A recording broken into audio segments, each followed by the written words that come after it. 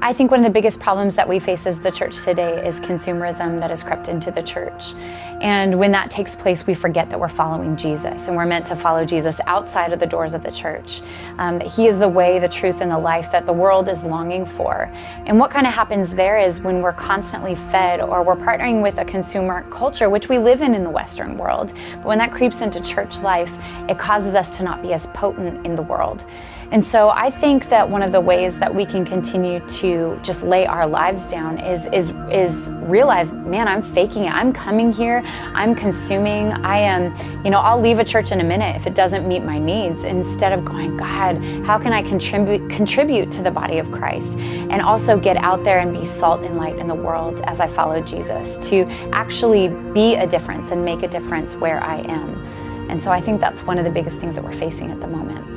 So then you have this dichotomy where we come to consume because, to actually be in community is really hard. I think it's a buzzword right now. We want to build community. I think if we all really thought about it, we'd be like, yes, I would love to be in community and part of community, but that means other people are there.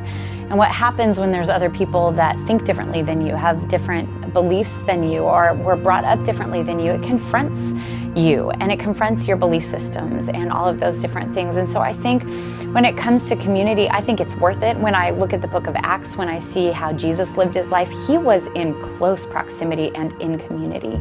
And it's truly in community where we are refined and we become more like Jesus, because if you offend me, then I have to go to Jesus and deal with my own heart. Or I can stay bitter.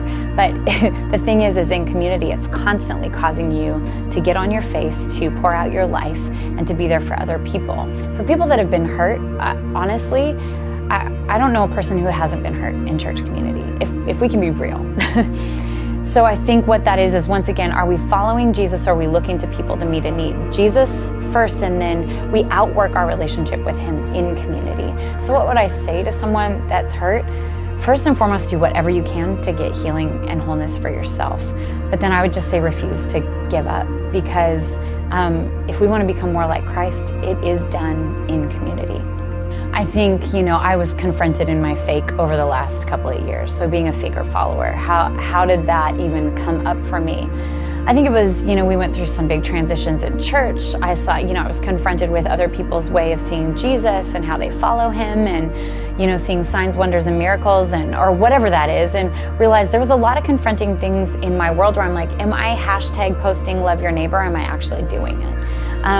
Because we're living in a day and age where we are all placed on earth for a purpose, but we have to ask ourselves, am I posting it or am I living it? Am I saying reconciliation or community and using all these buzzwords, or am I actually living it? And I think for me, a big catalyst, a big moment for me was when a woman came up to me after I was done preaching, and she said, well, aren't you just cute and entertaining? She called me, I love that she called me cute. I was very grateful, but entertaining.